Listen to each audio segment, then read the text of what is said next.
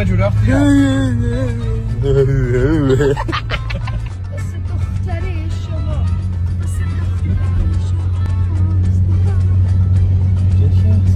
Vurma, vurma, vurma. Ne öyle?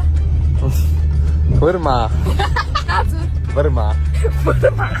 Başı bu izi sizin işe. Tüf. Sen indi, ağzı indi. O ne ki ya zaten? Ne var? Qətbə şunu idi, əslən vaxt eləyərmirdim işimi çıxardım. Eşə boyu çıxartdırmışam. Eşəyə. Abi sen tamam. Sürükleyeceğim abi. Düşmə də mənə.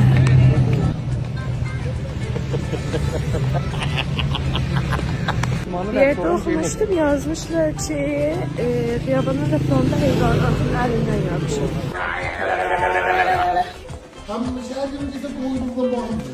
Elime ne olacak zaten? Selam, geçersen.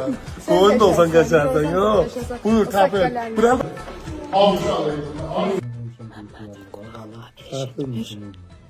Tərəf nə mənə deyir, Məmməd də deyir. Bax, mən saldım çıxdım. Yəni qoyunla rozun fərqi yoxdur.